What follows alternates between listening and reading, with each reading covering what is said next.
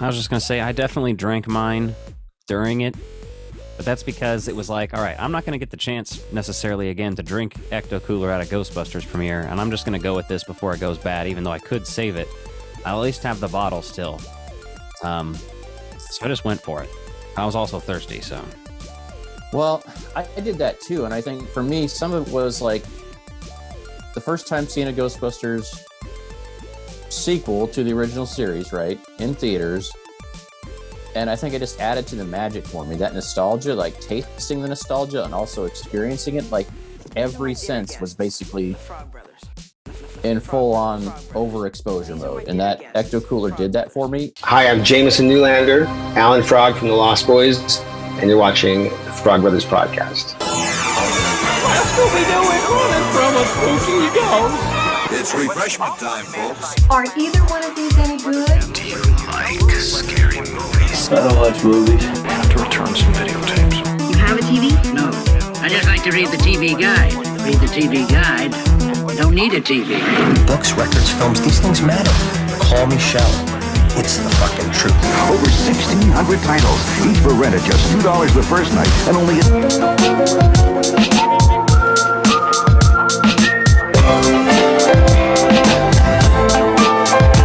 Finish him. I don't watch TV.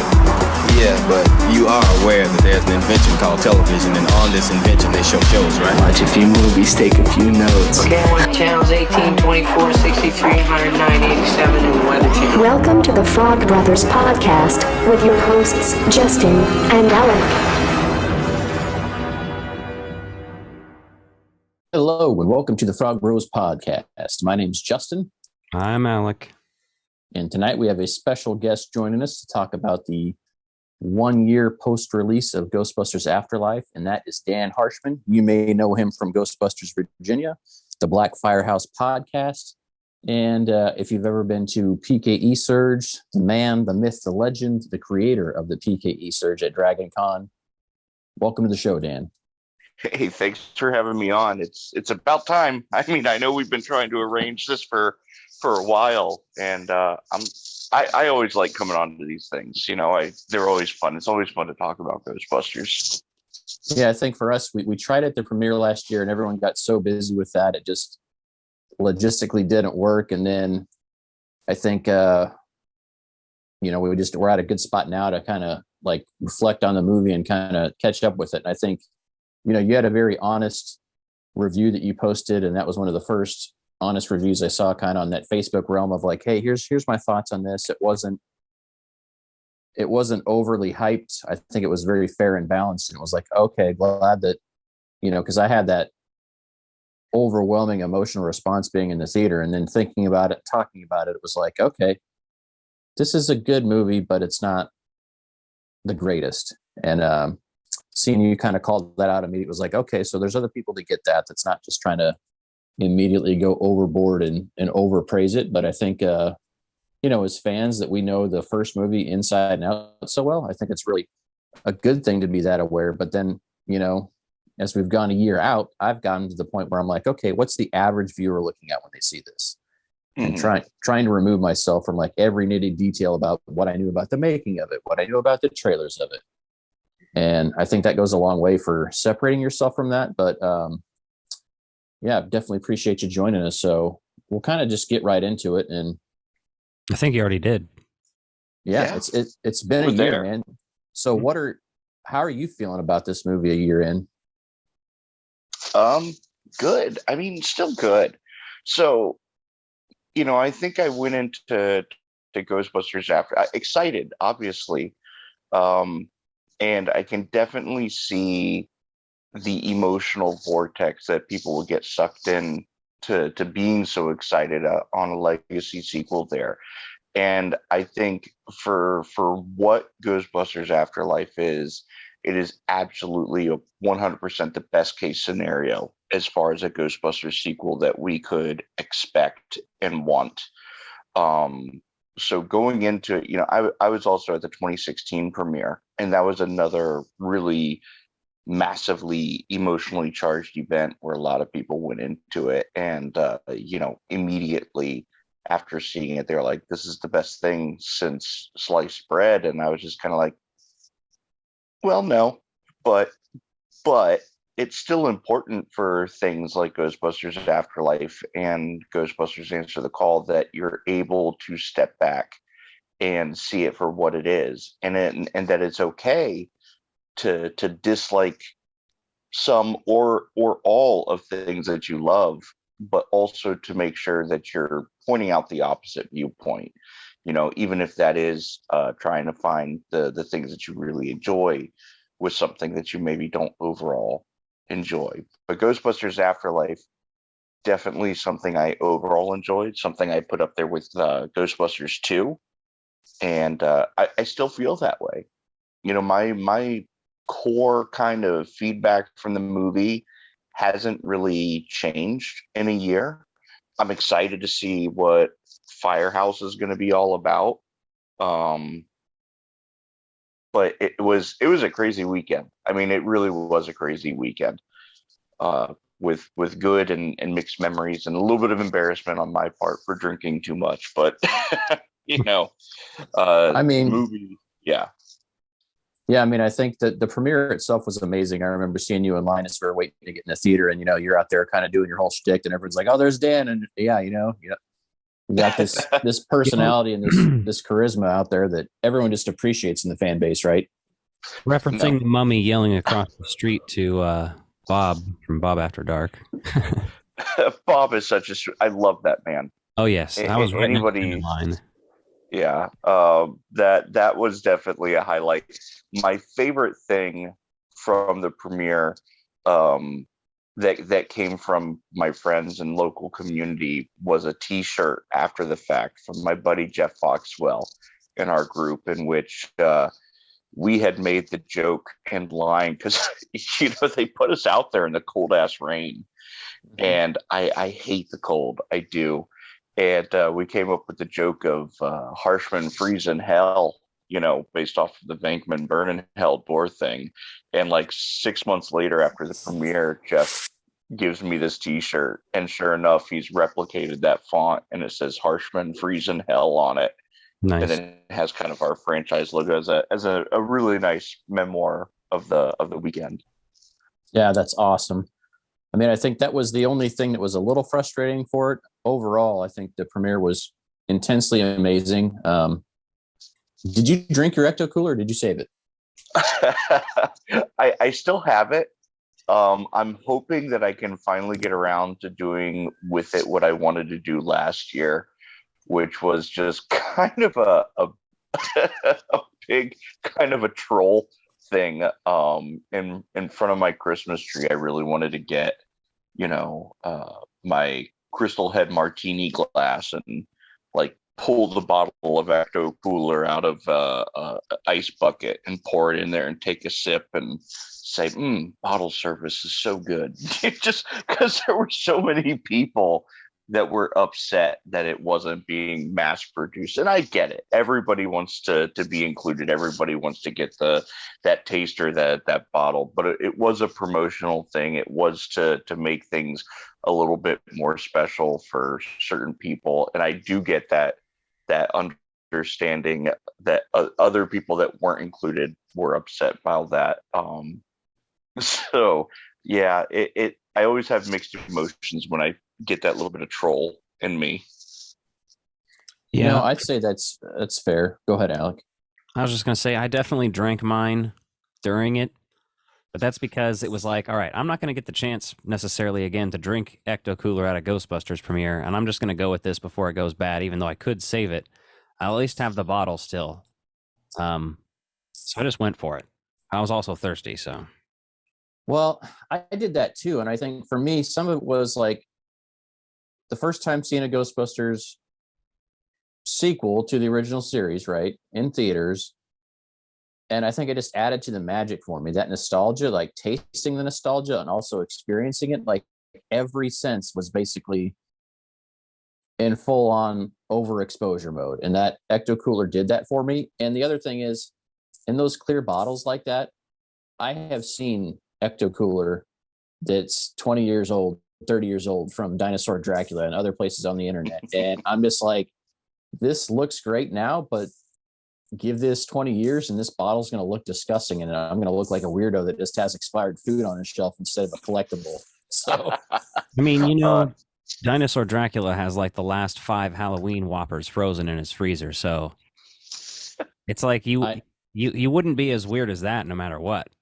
But we love him for it. No, but I can live vicariously through him sharing those photos. Like, I don't need that rotten ecto cooler on my shelf. Like, that's why I was just like, you know what? Let's just drink this. We're in the moment. Let's do it. Look who's joined us. Oh, hello, Nick. Oh, hi, Mark. Yeah, so I actually intentionally saved my ecto cooler specifically to relive what you guys are describing, because I know I'm going to drink it, but this is probably as good a time as any. So I think it's definitely something that's going to be coming up soon, especially before I hit that expiration date. Because, like, for you guys, it completes that nostalgic factor of being in the theater and getting that experience, which is great. Me, I wanted to use it to call back to that experience, to use that as kind of a reminder, because thoughts aside from the film, it was overall a really amazing experience and an amazing weekend with great people. So basically what you're saying is you're using it like the little top section of a wedding cake that people are supposed to freeze and eat a year later. Yeah, and I fully expect my first anniversary gift from Jason Reitman any day. So I think it's supposed to be something silver. I don't know. I can never keep that straight. He is a silver fox, so maybe you'll get some headshots, some topless headshots. I'd like one of those. Put that up in the house. Can you guys hear me? Yeah, now we can. Oh, there he is. You can now? Now we can, yes. Okay, I guess everything on Zoom was set to off by default, and then my headset is muted. So. There you go. How much did I miss? Oh man, all of it. We're done. Yeah, we'll see you tomorrow, Nick. You guys knew I had to drive in a snowstorm. You could have waited a little longer. What snow? Well, we've been going for like 10 minutes. We started at 11 minutes ago. You've been in here for probably 4 minutes now. I spent extra time getting you a toy. Well, I thought you knew. I thought you were just going to call it on your phone. I didn't know if you were going to zoom in or not. But hey, I like the toy background. It's nice. You and me have better backgrounds than Justin. And my slime blower. Yeah. Oh yeah, there you go. Well, I need to change up this background if I'm going to podcast and live stream gaming in here. But right now, this is the kids' playroom, so I just brought a few things in, but it doesn't look impressive at all. I had to find a spot where I could sit my phone so it'd stay upright, That's fair. So Dan, what are your nitpicks on the movie, or what are your best moments? I guess give me a good and give me a bad. All right. The best moment is the entire Muncher sequence, really beginning to end, as far as trapping him. I mean, that was exciting. That was cool. That was new. That was fresh for Ghostbusters. Ghostbusters has always had action elements to it, but those action elements always have ended almost as abruptly as it started. I think the actual capture of Slimer and the Scoleri brothers is maybe 3 minutes of the movie, and then it just goes right into the montage. Well, Slimer's a lot longer, but the courtroom battle is very short. Yeah, it is. But yeah, we never had the ectomobile involved in the ghost catching either. No, and it was nice to see Jason take that concept of the ectomobile being its own character that his dad had established in the first movie, and carry that forward, especially in Afterlife. And just the whole sequence was really, really exciting, and I love going back and I love rewatching it. The worst parts for me in the movie were the overindulgent fan service, and I'm talking Crunch Bar wrappers, Twinkies in glove boxes, and sheriffs asking us who we gonna call. Those were like audibly groan-worthy moments for me. Oh, and Uncle Dan's exposition dump. But those are like kind of the top 3, top 4 nitpicks that I can really get on for the movie. There were other things that when I came away from it, I didn't like initially that I guess have grown on me a little bit. Ray's rehash of his rooftop monologue. Mhm. But even then, it wasn't as sincere as Ray in Ghostbusters. When Ray approaches Gozer in Ghostbusters, it's like, Gozer the Gozerian, good evening. It's funny, but it's serious. As an audience member, you see that thing and you're like, this is fucking funny. I mean, this dude is just going up against this Sumerian, god, and is calling her out and is just like pretending he has some kind of authority. But he believes it. He believes himself. He believes that he has that authority to command this, demigod back to its dimension. And then in Ghostbusters Afterlife, he's like, on behalf of Ducks Unlimited. I'm like, fuck me, man. He's cracking jokes. And that to me was a little bit of a missed beat. So those are some of the nitpicks. The establishing shot on that Twinkie Crunch Bar wrapper. Yeah, horrendous. I feel that to my core because some of the callbacks are just too many, and like they didn't all need to be audible or so upfront in the middle of the movie, right? I mean, I get a Twinkie, like the Cheez-Its. The Cheez-Its are in there, and they're not over the top, so those are great. Nick, you're making a bunch of noise, dude. Stop it. Am I? Yeah. This must be a really good microphone. Or mute your microphone while you're digging around. Going back to the Gozer thing, when she said, "Are you a god?" I thought like she was remembering their previous encounter and she was like mocking them, and then like she was just going to immediately zap them or something. And that would have been different, but still kind of referencing. Well, the one thing I was noticing in that kind of final sequence is that in a dire need, in a dire moment where like you're expecting someone to potentially die or get defeated, the 3 OGs just like casually walk in. And I'm like, I think they would have come in guns a-blazing in that moment. That would have felt a little bit more natural had they done that, but they had this whole expose around like casually introducing them there. And I know this is going to be very controversial, but I could almost do without the OG crew coming in and helping at the end. Well, as far as story writing, you don't have your main characters, your heroes, be saved by a cameo, like that deflates and undermines the entire movie. Like that's the problem with these nostalgia films, is it doesn't work unless you have nostalgia for it. It's like No Way Home, which I'm probably like the only person that doesn't like that movie, because it doesn't work if you don't care about the old movies, which with Spider-Man, I don't. Well, so that movie just... Let me go into this cycle of saying something positive and then saying what I don't like. Something positive. I like the new characters a lot. All the new characters are pretty great.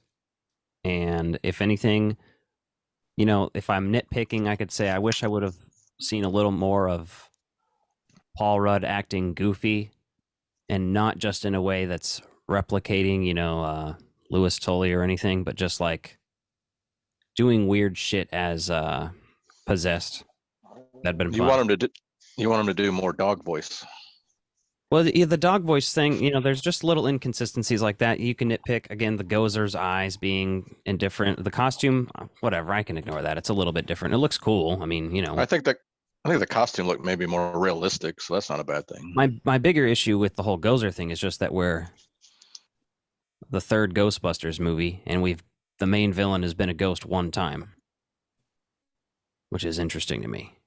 We've had the same god twice and one ghost. I mean, there's been, other ghosts building up to that.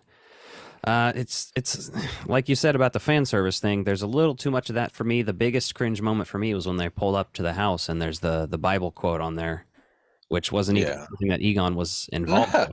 So and Ray got it tattooed on his arm. I mean, Yeah, but again, I try to look at that stuff with like a perspective from the outside. Somebody who hasn't seen Ghostbusters 500 times might not even realize that that's really a callback. I don't know.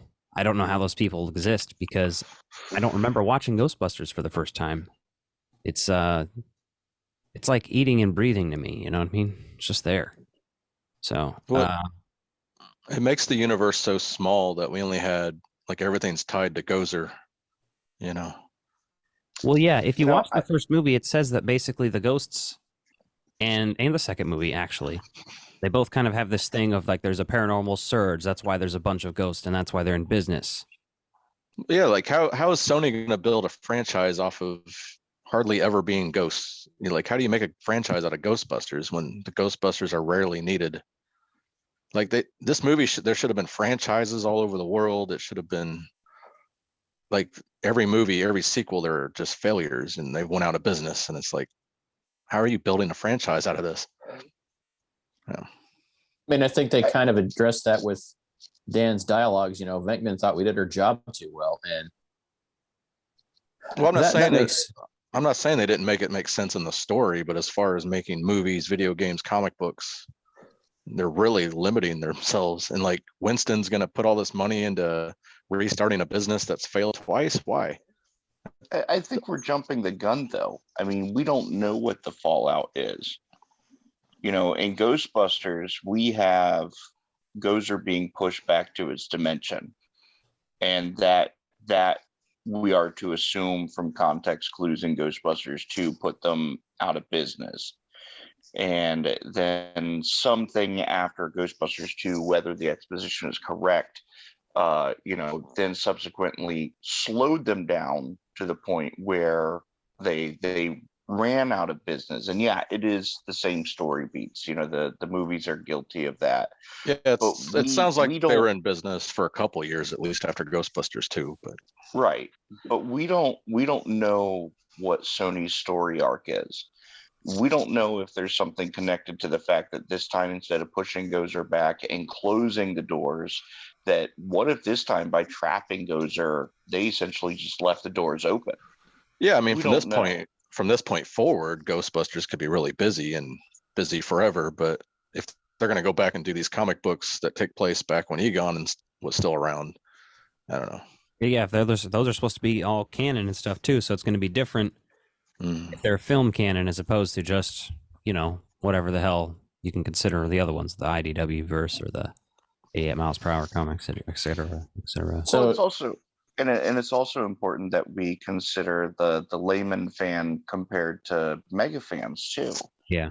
We see this as, oh gosh, they're doing Gozer again. And I had the same reactions. I didn't want Gozer to be the main villain again because we as fans have been so overindulged with Gozer as the main villain, whether it be the video game or the IDW series in which Gozer is a reoccurring villain. But the layman's fan, they didn't consume that media. That's not something that they even really probably know exists. Even if they played the video game back in 2009, do they even remember that video game coming out? Even with the remaster having released, most of the time you'll find somebody who has played it and they're like, oh yeah, I played the Ghostbusters video game. It was fun.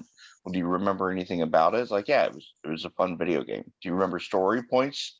Well, no, because I didn't fucking obsessively play it, 14 and a half dozen times until they could remember where every single glitch was. So it's definitely, at least from a story narrative part, that we have to kind of remind ourselves of how jaded we can be and to put ourselves in a different set of eyes to look at something that we love, to maybe appreciate certain story beats that we would regularly nitpick. But wouldn't most people have seen the first movie or watched it before they went to see this or watched it afterwards, and then they're still getting Gozer again, Well, yeah, so to them it's been twice. Well, like the video game is about Gozer, but you only fight Gozer and Marshmallow Man form in one, early on, but it's actually more about Shandor. Here's a more interesting question, I think. Nick, I think, has an opinion on this. I have sort of an opinion on it. I have an opinion on everything. Do you find this film exploitative of Harold Ramis's death? Yeah. I mean, was that the intention of Ivan or Jason or Dan? Probably not, but Sony. Well, yeah, I don't think it's an evil exploitation when I say that either. I don't see Jason Reitman sitting behind there going, yes. Well, I mean, the suits at Sony probably were. They're like, oh, this is great. I mean, he died, and we can exploit this, Yeah. I wouldn't be surprised at all.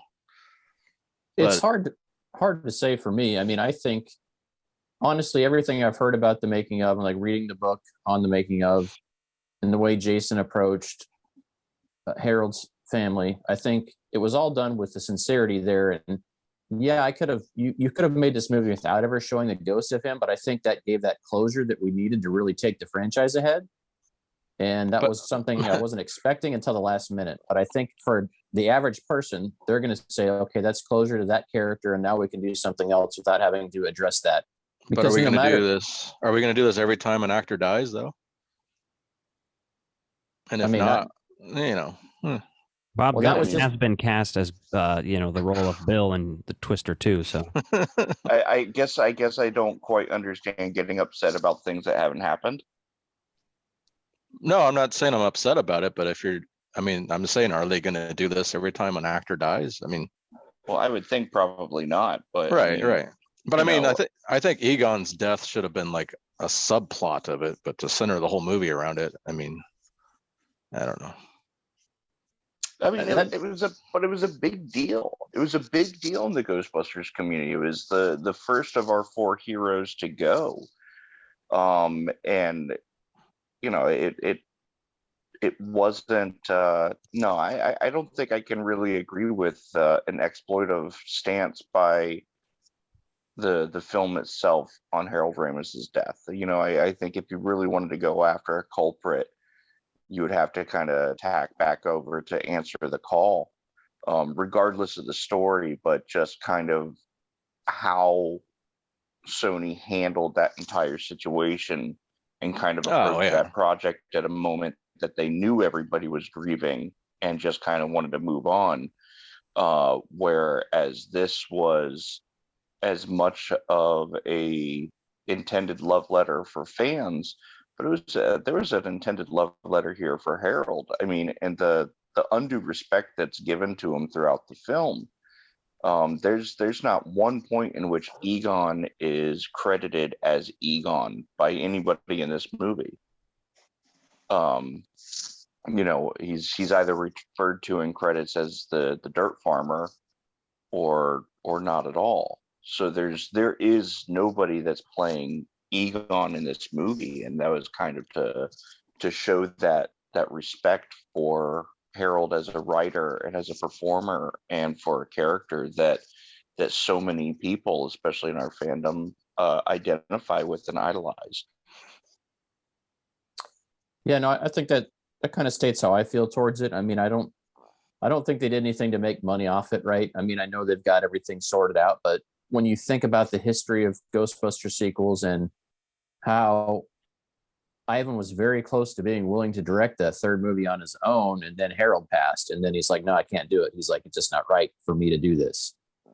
And then we had the whole answer the call thing, which, regardless of how you feel about the movie, reinvigorated the brand awareness at a global scale, but also, there's how those things were handled and how all that stuff went down behind the scenes and the Sony email hacks and all that. It's kind of a nightmare. But then again, that's big business, and all these tentpole franchises we love they're all going to be susceptible to that to one way or another. So I would say I do think it's exploitative in nature, but not in an intentional way. Just because I think anything that you're doing that with, even if it's self-exploitation, is exploitative in nature. But that's I don't have as much of an issue with it as anybody else. I just figured it would be an interesting talking point. Yeah. Was it the right thing to do for a sequel to a comedy, like to make it a drama, and when you have it, Jason, center around Egon's death? I don't know. Yeah, well, I think it's like Dan was saying, it is a big love letter to Harold. So again, I don't think I have a real problem with it, but yeah, again, like it's.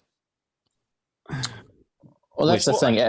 Everyone's going to find something that they don't necessarily like about a movie. But what are some of the things you did like in the movie, Nick? There's got to be some things that really stood out to you and made you feel good. Well, like with what Dan said, the catching Muncher, we definitely didn't get a lot of ghost catching in the old movies even, and this one's kind of long and drawn out, and you got the ectomobile involved. I was about to say, we haven't even mentioned the RTV. That's pretty cool, and the new characters in general. I mean, there's some new equipment. You got the gunner seat and the RTV trap, and Trevor's been criticized, but I think that's under development or just a lot of cutting in the script or in edits. Because I think you could have cut him out, and the girlfriend character, I forget her name right now, but Lucky, yeah, exactly. I think. But the thing with Trevor, though, now I will say though, Trevor is the actual hero of the movie, which is easy to overlook with so much going on in this. And I kind of realized this last night because he's the one that realizes he has to blast the power cell, right? Transformer thing, yeah. Yeah, he's got to blast the transformer, the capacitor, right? So he's got to charge the capacitor to help that. And throughout the entire movie, he doesn't know anything, but in this moment, he has this gut level intuition that he looks up and sees that and realizes, okay, because everyone's kind of playing dumb to him. Like Phoebe's talking down to him the whole time, like, you don't read, you don't do this, you don't do that. I mean, he's like the most innocent version of Venkman at his foundation of a character. He doesn't know much, but when it comes time to like actually be there and take care of things, like he's got more of a story arc there. But I think, again, with the edits, you're gonna lose some stuff. But I don't want people to forget that, he's the one that does that, because without that, crossing the streams doesn't do anything to anyone because you don't have a portal to reverse the doorways to. Yeah, that was funny. I had an issue with that too, but it's just like you just have one of those things, I think. It's like standard procedure to cross the streams now. Yeah, like it's time to cross the streams, and then they blast Gozer, and she just unties it and flips them around. I don't know. Well, which I mean, if Gozer got defeated from them before, I could see that she would learn, right? Every time you face a nemesis or something like that, even in a video game or whatever your life may be like, from the previous instance what you're up against, right? That's just a learning experience. But but why did they cross the streams? I think in the first movie it was the reverse the flow of the portal or whatever, but I think it was very dangerous. But without Egon there, I think they just reverted to what they knew immediately, right? These guys are clearly rusty, but if I had to guess, I think Trevor, you could literally go to the writing room, Gil Keenan and Jason Reitman sitting there writing the end of this movie, and it's probably like, well, we got to have crossed the streams. It's like that scene in Thank You for Smoking, also by Jason Reitman, where he says, "Oh, we'll just have a line where they invent the whatever machine." Basically, he's just like, I don't think that anybody but the real hardcore nerds are going to look into it that much. You know what I mean? And that's it. And for me as a fan, I had to step away from a lot of that, and I've enjoyed this movie a lot more when I'm not taking it so serious. But there are a few things though that really stick out to me that we haven't mentioned yet. So at the very beginning of the movie, right, we see a proton stream blasting up into the sky. Yeah, I didn't get that either. That was just kind of a head scratcher. I'm like, okay, I mean, it looks cool. It's a good visual. I understand why it's there from a visual perspective and to get the story going, right? It drums up the excitement. And then Shandor Mining Company being like out of business and Egon's driving that truck. It's like, okay, I mean, but it's not impossible to say that they're still not managing the property of that, because there's obviously kind of liabilities and things like that. So may not be an operation, but there still may be vehicles around. But just little things like that you're like, you just have to let it go. Well, yeah, lots of it's ruin a movie for you. Certain levels of nitpicking is all it is how far are you going to nitpick this movie if you're going to... I can go real hard if I wanted to find all the things I didn't like about the movie, but like overall... still I had a positive experience, so and I still so some of the things I loved, this movie is beautifully shot. Like hands down, like everything looks amazing from set design to costume design. Everything is on point. Visually, all the practical effects in there, like like all the fog and ice machines they used, the dry ice they used to have those rooms filled with this fog and like be utterly terrifying. Like that stuff just feels so good and so real that visually I love this movie. I love the way it looks and I love the way it feels. But yeah, there's just the little bit of story things here and there are some of the throwbacks that, again, only the hardcore fans are going to notice this stuff. But 1 year later, I like this movie a lot more now than I did then after seeing it originally. I've just come to terms with some of those things, and it's just really fun to watch. It's enjoyable. There's the moments that I like, and I can't help but be excited to see where these new characters go. Phoebe and Podcast and Trevor and Lucky. Like, what's going to happen with these? And we may not see all of them in the next installment. We have no idea, but just feeling that hopefulness for the new generation, I think, is really what builds that for me.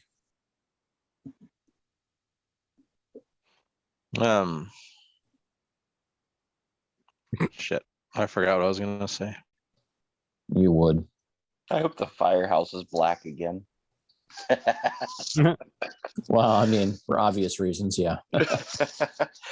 No, but I mean, I gotta agree with you. I actually felt a really good connection with the new characters, and I don't think I've ever contextually looked at Trevor as the Samwise kind of hero to the story. But I think you're right. That's a really awesome observation and take that I don't think I've ever considered.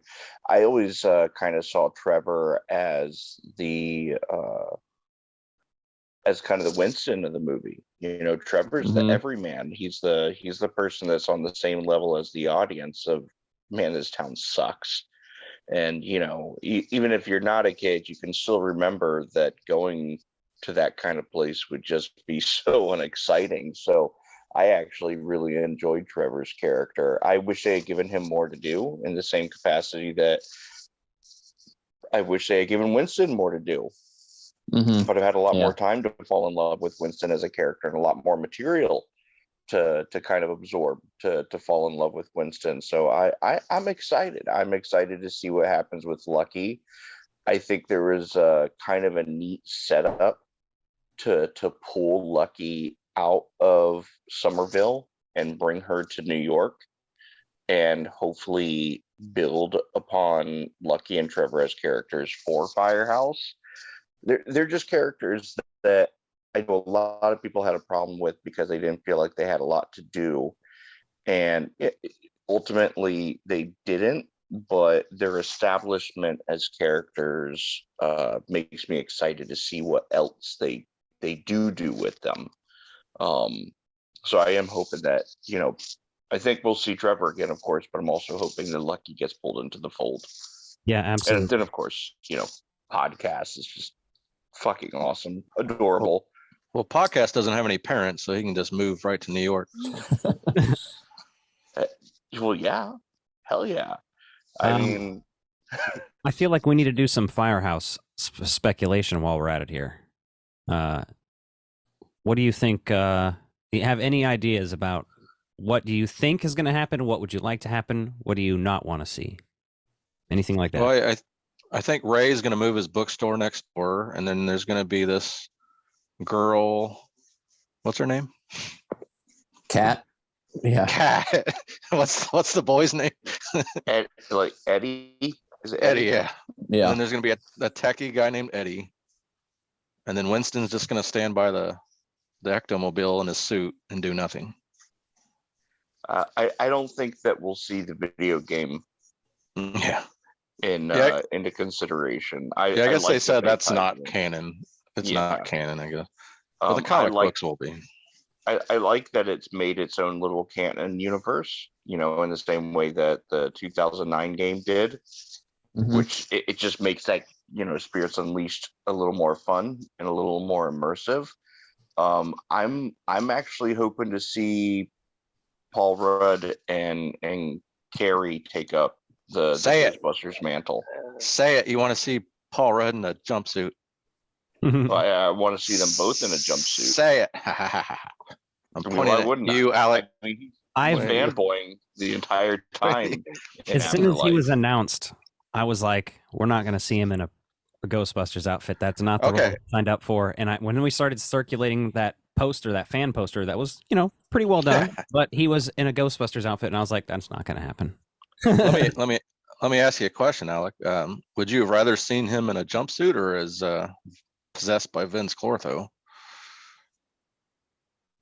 I don't know. I'm happy with that. If we see him in a jumpsuit this time, just don't put like earmuffs on him and do another callback.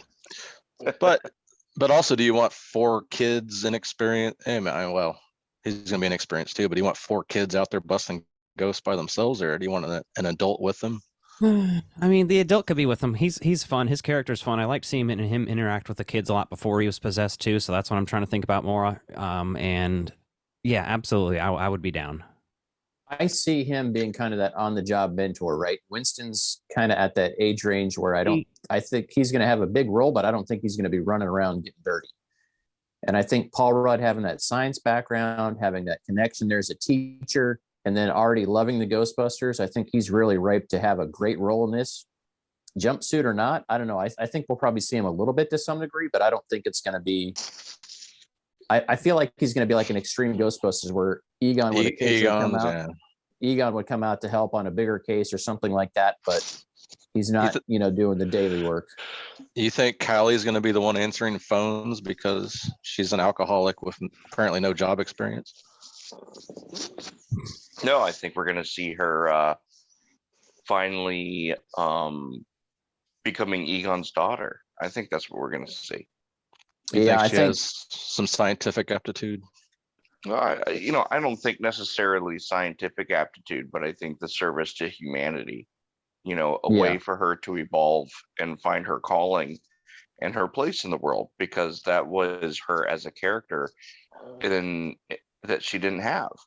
She was hurt by her father leaving, and she felt misplaced and abandoned in the world. And now she is coming back into it with this new information and this new outlook, and I think it's going to assist in her character development, and she is going to find herself as a Ghostbuster, and I think that's pretty cool, and that will be her connection that she establishes. That's how she will find herself in this world, and I think Paul Rudd will be along with that, because Paul Rudd was obviously the Ghostbusters fanboy, and that would be a dream for him, and he fulfills that science role. And I think as a plot, what we're going to see is we're going to see internal conflict in which the kids want to continue to be Ghostbusters, and we're going to see the adults say, no, it's now time for us to take over.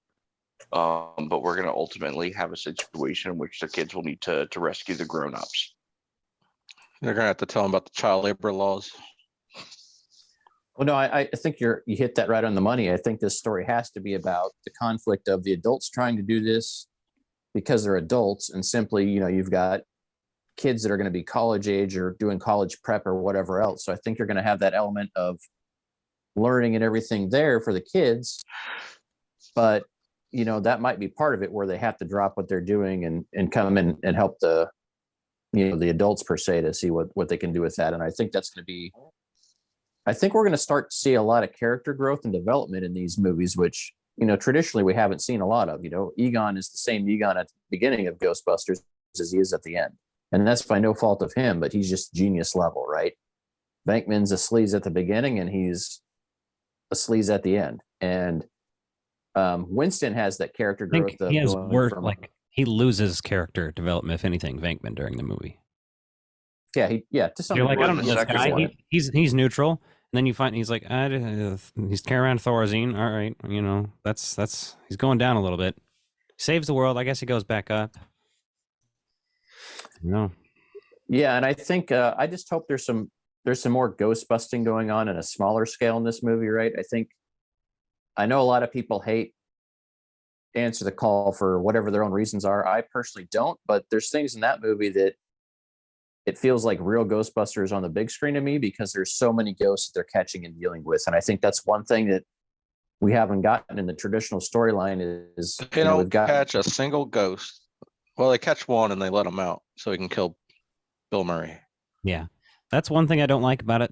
That movie is all of the like the ghost chipper and shit. I'm like, yeah, I mean, I get it, but like also trap the What ghost. does that mean though? Exactly. Like trap the ghost. Well, Stop yeah. just whooping ghost ass. Like they can just like you knocked the ghost out. Like what is this? Is this a video game?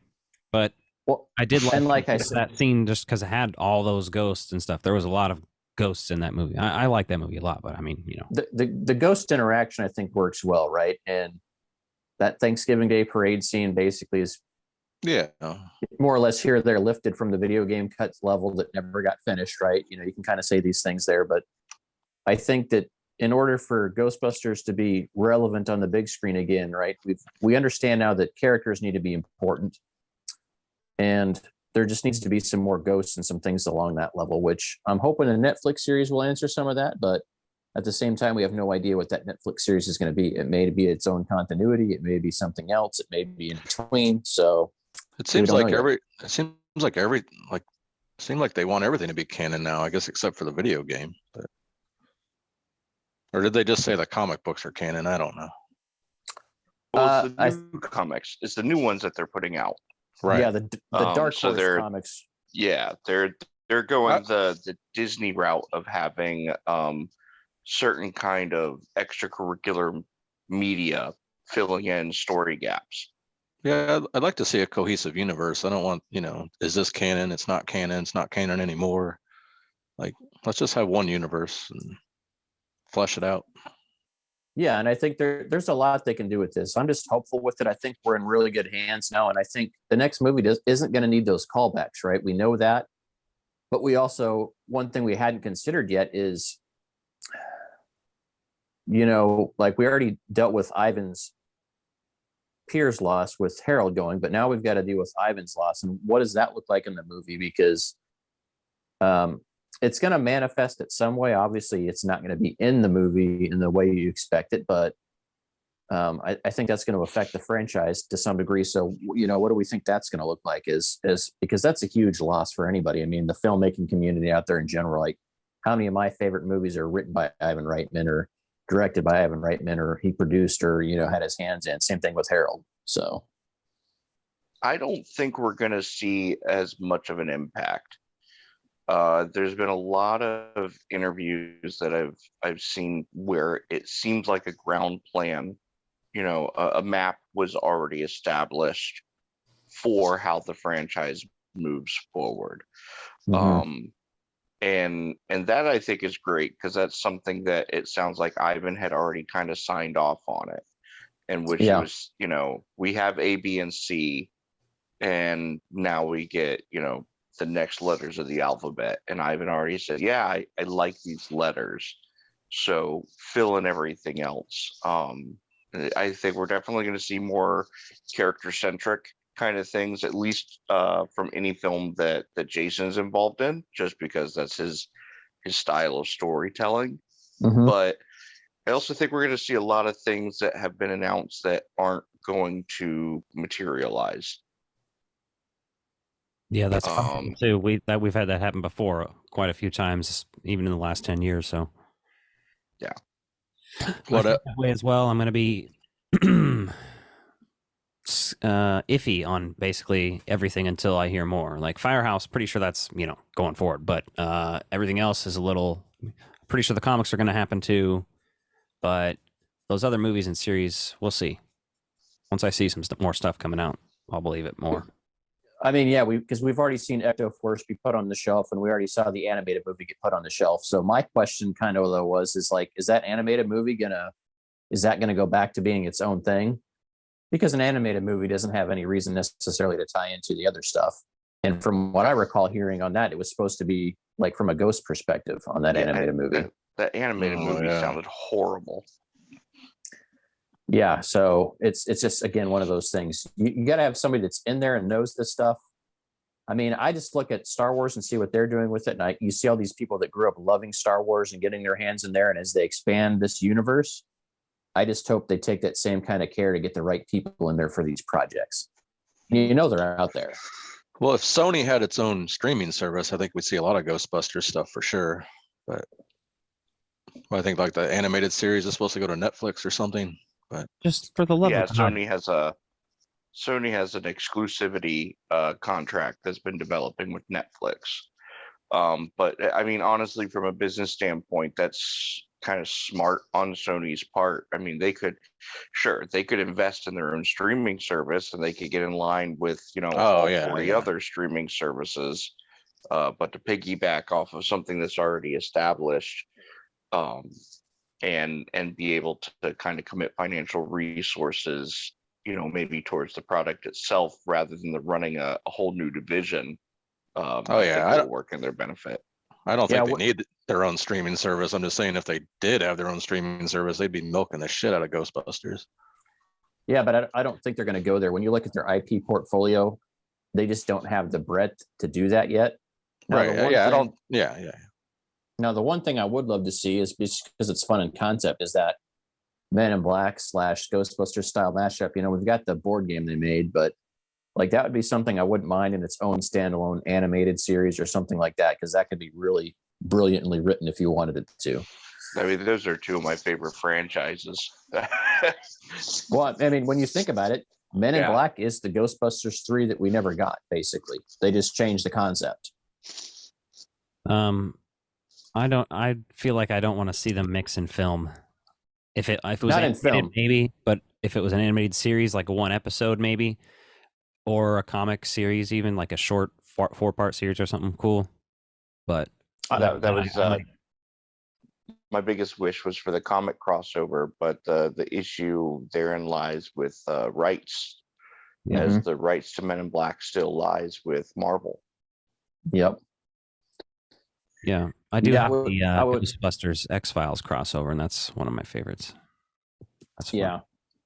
IDW did a great job of like spreading the IP out, keeping it fun. Eric Burnham did a great job writing that series and taking over from some of the other little mini series they started with. And I'm really excited to see what Dark Horse does with this. It kind of fills in some of the gaps, because honestly, that was what I was most pissed off about leaving the theater seeing Afterlife, was the questions that I had. And they don't really necessarily matter, but for me, the context of like, hey, I need to understand why certain things are happening, and to not have that in the movie, I want to have some of that other media would really help. I want them to make sense of why Ray wouldn't listen to Egon, or why Egon couldn't have sent pictures and videos of, the Shandor mine and shit, and just everything going on. I don't believe that Ray wouldn't have went along with him in the first place, but that Egon couldn't. It's like if we would have seen. You never know. I feel like the comics could explain like the slow descent into madness that Egon actually had that made Ray be like, all right, that guy's actually gone fucking crazy. Like, because maybe Ray wasn't just very clear on that. You know what I mean? Yeah, if they can make sense of it, that would be great, because that's, I think, really the worst part of Afterlife. I think that was one of my nitpicks at first. But I think the more time I spent on it and realized that, people change, and their priorities change, and them as people change. And I think the exposition could have been handled a little bit differently, instead of focusing more on the story dump, maybe focusing on Egon's descent into madness, because I think that was kind of the ultimate thing, is that Egon kind of went fucking crazy. I mean, stole everything. And I mean, he stole because Ray wouldn't listen to him, though. Right? But maybe Ray wasn't listening to him because, Dude Man is writing Bible verses on cardboard and posting them all over the place. I mean, look at the farm. That Ray is not Ray that's tattooed not on himself. So I mean, a tattoo is not the same as what that dirt farm looked like. That was a crazy person's home. Well, yeah, they need to show this, I think. And the same with Egon's relationship with his daughter, which the timeline doesn't really make sense, because she would have been an adult by the time he ran off, after Ghostbusters 2, because she was born in 81,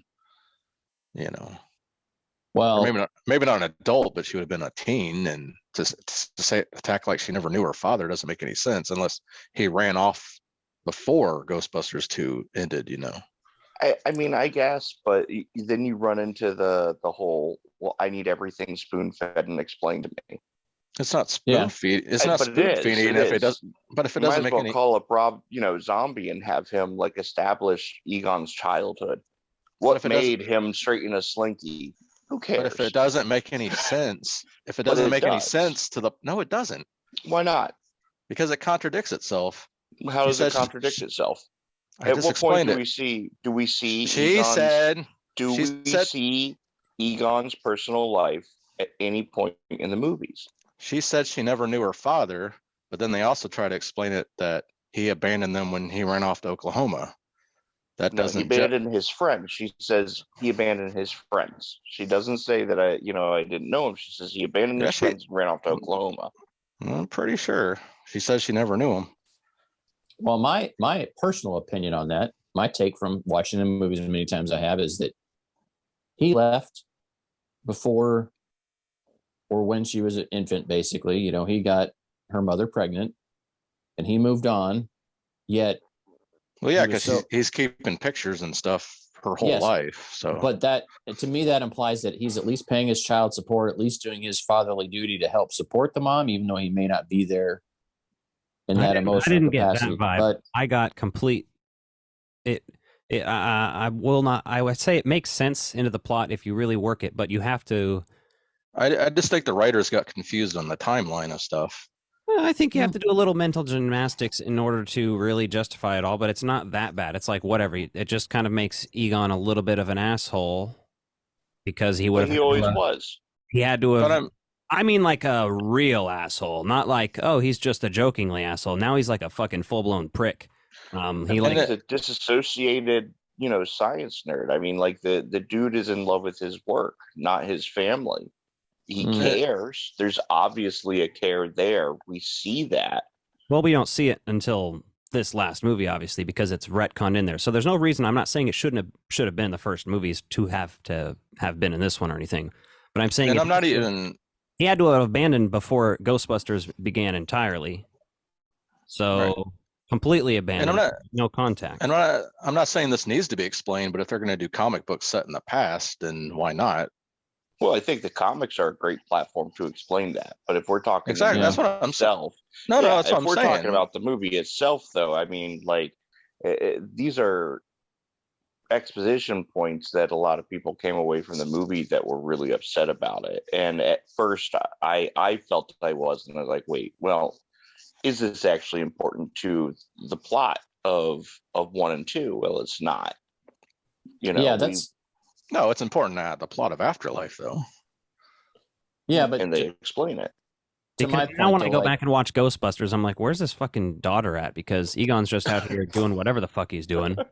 And even in Ghostbusters 2, you're like, all right, where's this daughter at now? Because he's really not doing anything important now. He's doing some scientific work, but you can't tell me that he can't pick up his kid on the weekend or something. Listen, man. Unless he doesn't know. He went out to pick up some spores, molds, and fungus and never came back. Yeah. But they could have written it like he didn't know he had a kid or something, and the mom just didn't want him in their life. And see, again, this isn't anything that I'm that upset about or that concerned about, but it is like a thing where, like, yeah, it's kind of like he's retconned into a bit more of a prick than initially he was, which, again, whatever. It is what it is.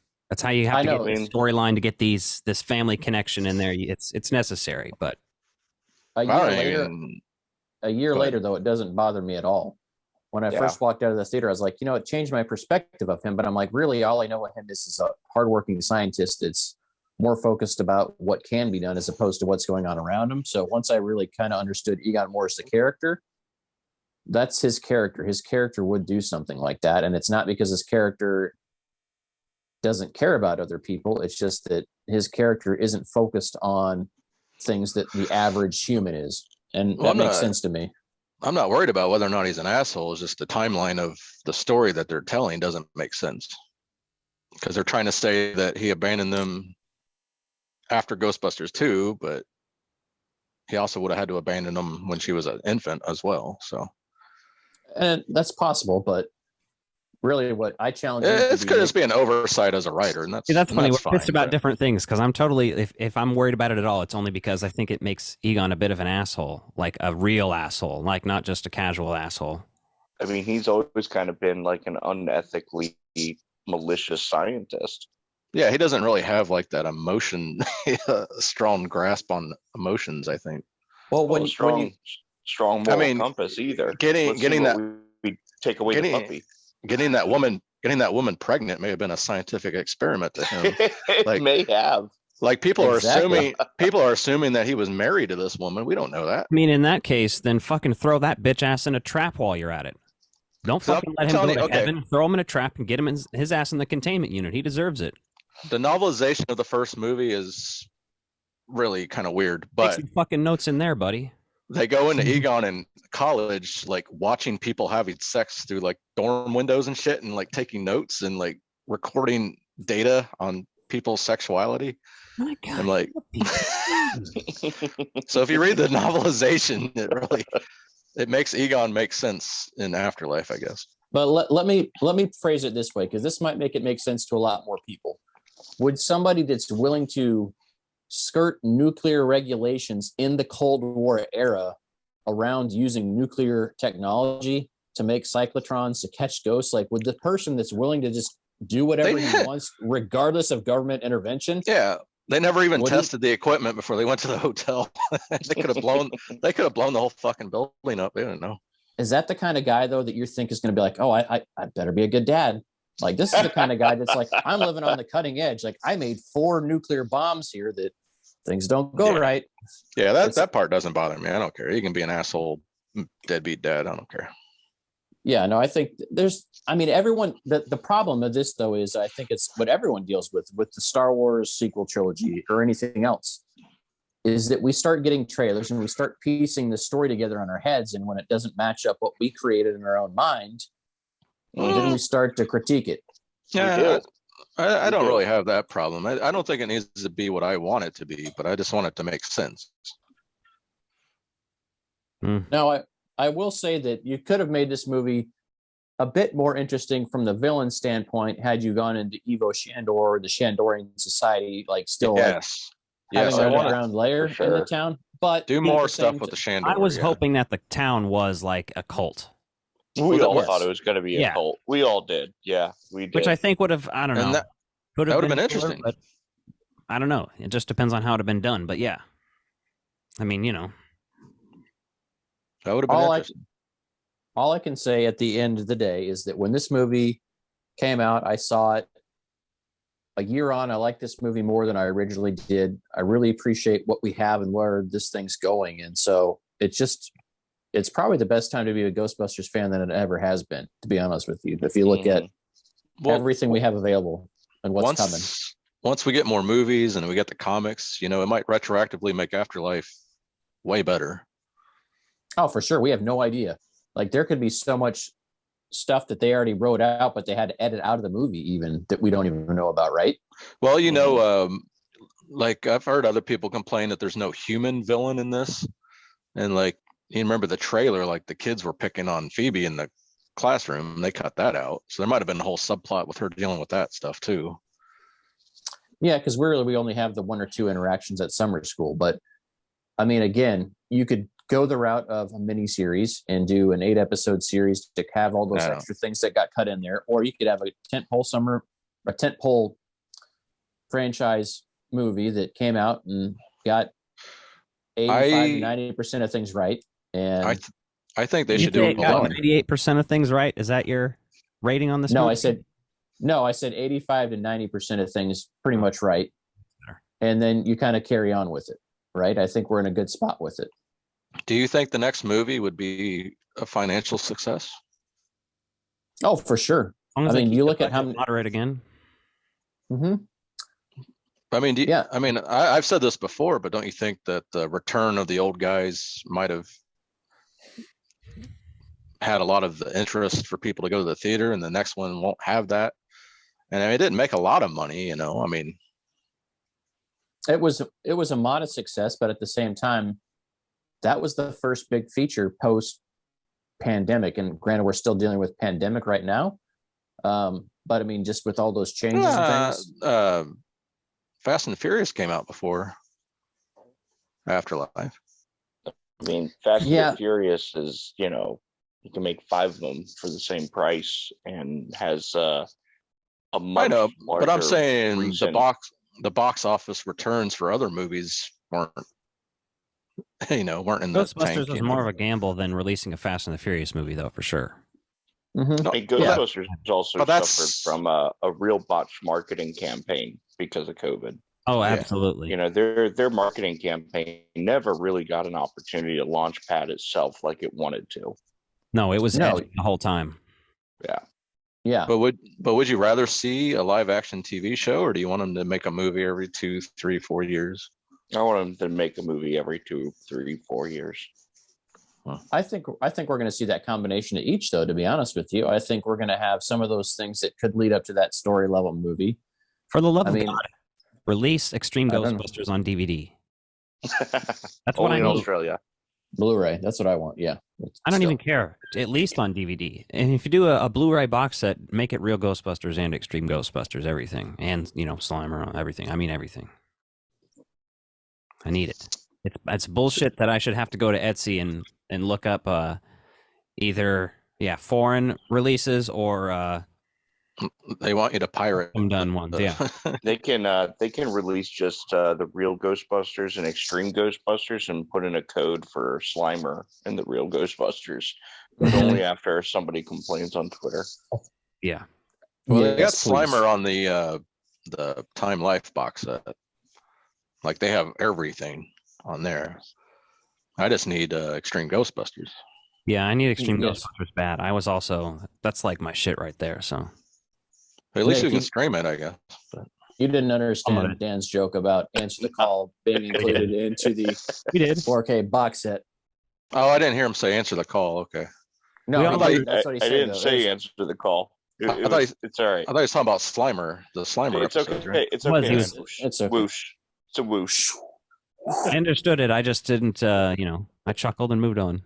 Yeah, I got it. It's like Callie and Gruberson eating their meal, and then all of a sudden, Muncher goes by. Nick has no idea. His hair moved, and he didn't know why.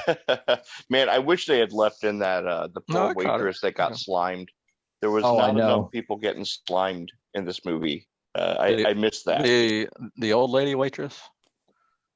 Was it? No, it was a younger girl, wasn't it? No, yeah, it was at the Chinese restaurant when Muncher goes by. Okay. Behind the scenes stuff in which there's a waitress just covered head to toe in ectoplasm, and I'm always so disappointed it's not there because it would have added maybe a 1.5 beat to that particular scene.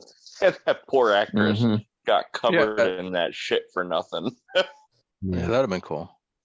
And that's funny because that's like one of Jason Reitman's thing was saying he's just like, I just didn't like the slime. It's not my thing. And I'm like, that's fascinating, but it's fun for the audience. You got to have a little bit of that. You got to have slime. It's Ghostbusters. Exactly. Like if you didn't ruin like at least a portion of carpet or a rug or something, some part of the house or a museum. A museum too. If you didn't ruin something with slime in your childhood or life, you're not living it right. Well, Mark Summers hated being dirty, but he did the Nickelodeon Family Feud. What is it called? Double Dare. Double Dare. All that slime and shit, he could deal with it. Jason Reitman can deal with it. Yeah, he dealt with it on Figure It Out. Nickelodeon still does slime at their Nickelodeon Awards. Yeah. So, any final thoughts on this? I mean, how do you rate this movie now? I guess on a scale of 0 through 100, what's your rating on this movie? For a Ghostbusters property or for a general movie? Here's what just I want. Overall. Tell me what your opinion is of your score, I should say, of the first 2 Ghostbusters movie and this one. You can skip Answer the Call. I don't need that. I don't need my heart broken. Well, you got. Am I going first? Sure, you're talking. Yeah. No. So what's my score for all 3 of them? Yeah. 100, 99, and 83. I don't know. Like Justin said, it is a really good looking movie. And I think a few minor tweaks that could have been a great movie, but. All right. Justin? I'll jump in. So obviously the original Ghostbusters I'm just going to rate that 100 out of 100. That was that lightning in a bottle magic. We all know you can't replicate it. Ghostbusters 2, I would say 90%. And then Afterlife, I would say.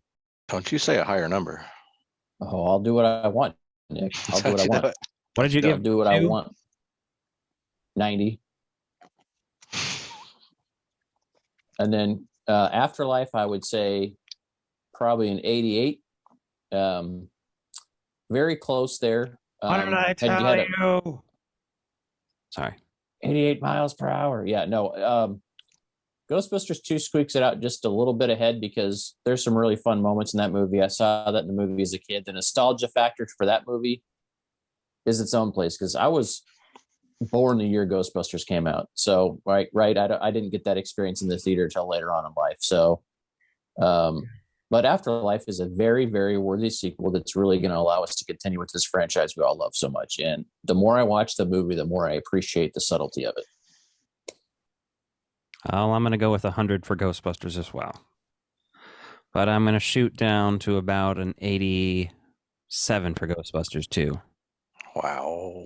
And shoot down about to a 80 for Afterlife. I mean, you all said 80 or higher for after. I mean, what's Dan's a pretty good score, I think. 8 out of 10. Yeah. So Ghostbusters gets a perfect score, 5 out of 7. Absolutely. I don't know. I hate assigning numericals to things. I mean, Ghostbusters is obviously my favorite film of all time. It's not a perfect film, but it's a damn near perfect film. But Afterlife, I love it as much as I loved Ghostbusters 2. And that just makes me happy. Because if I sit down and I apply the same principles of nitpicking to Ghostbusters 2, you're going to think I hate it, you know? Oh, yeah. Because Ghostbusters 2 has at least as big of a problem as Afterlife. Like, no one remembers ghosts. No one remembers the Ghostbusters. No one remembers the Stay Puft Marshmallow Man walking down the street. At least with Ghostbusters Afterlife, it's only the third act that repeats the first film, where Ghostbusters 2, it's also the first and the second act that repeat Ghostbusters as a film. But I mean, you know, love them all. I really enjoyed Afterlife a lot. I'm with Justin. Every time I watch it, I like it just a little bit more and appreciate it a little bit more, and it makes me excited for Firehouse, especially the unexpected qualities of it. You know, we put together all those trailers. We digested everything that they threw at us. We set our expectations, and some of those things came true and some of them didn't. And I am more excited for the things that I don't expect. And if there's one thing Jason has, I think, shown us fans, is that he is very capable of giving us some things that we don't expect. So I'm there for those treats. Absolutely. Yeah, I agree with that. Well, that's our thoughts. Jump in the comments. Let us know what you think. Dan, where can everyone find you on social media and find your show if they want to get involved and check you out if they're not already familiar with you? They can find me everywhere. So Ghostbusters Virginia, the 501c3 nonprofit charity out of the entire Commonwealth of Virginia with 55 plus members and counting. You can always find me lurking in my own forum, which is Spengler's 1984 Workbench, my incredibly irregular podcast, the Black Firehouse podcast, where we just talk about Ghostbusters props, sets, costumes, and set design, special effects with my lovely co-host Austin Young from the Oklahoma Ghostbusters. Or you can hunt me down and stalk me in real life every year at PK Surge at Dragon Con on Labor Day weekend. Awesome. Yeah, I've listened to your first few episodes. It was really good. Thank you. I was especially interested in the uniform one because that was around the time I got my Magnolia suits. So yeah, I'm currently missing it. Austin's taken some well-deserved time off, but I'm eager to get back to it. I know our fans are. It's fun, you know. I love the movies. I love the story. I love the mythos. But damn, you know, my real love with Ghostbusters is those props and costumes. It's just that's my shit right there. Isn't it though? I mean, for real. Like when I first got my first full pack built, it was like, oh man, this is a whole other game changer. Like I wish I'd had this my whole life. Mm-hmm. Yeah, it is, including the spinal compression. I'm like, yeah, this is what it feels like to be a Ghostbuster. Finally understanding Bill Murray, marching across the courtroom. I always hated this part of the business. I love it. Yep. Yeah, and then like we've all got lighter packs than they had, like, right? Even like on the most traditional pack builds out there, is anyone using old batteries? You add in the speakers and the weight comes in about where it should be. Okay, well, weren't the except for the stump packs, weren't they like 100 pounds in the first movie? No, they were about 35 to 40 pounds. Yeah.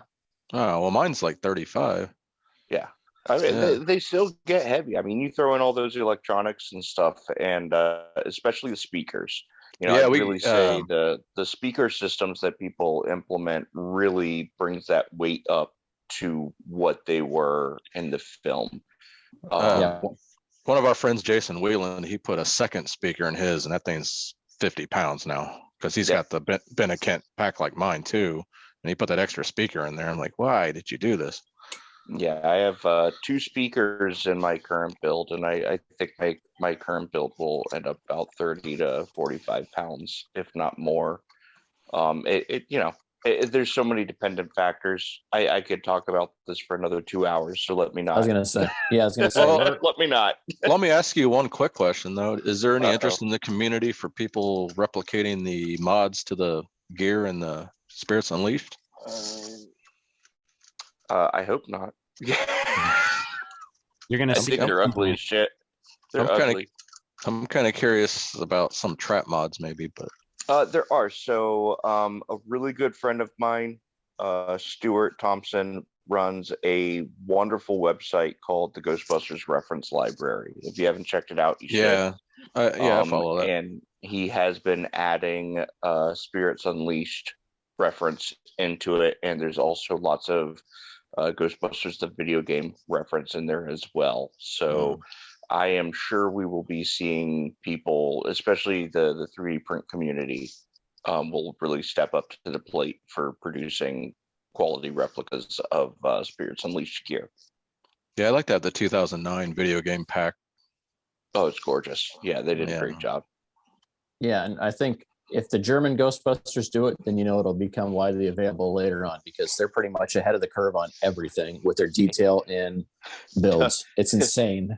Don't even try keeping up with Dave or Ghostbusters Italia for that matter. You got Dave Van literally rebuilding every single piece of Ghostbusters gear to be operational, and then Ghostbusters Italia. I'm surprised they haven't built a damn firehouse in one of their backyards at this point. Those guys, they're all so talented.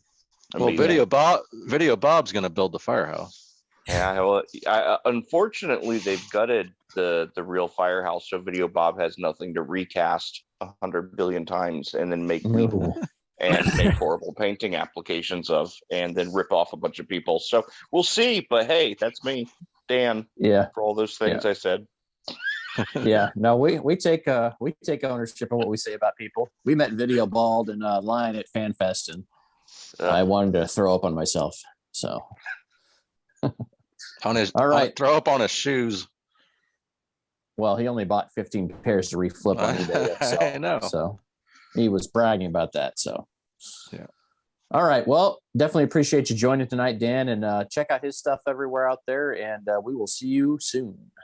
Thanks, guys. Thank you so much for having me. It was our pleasure.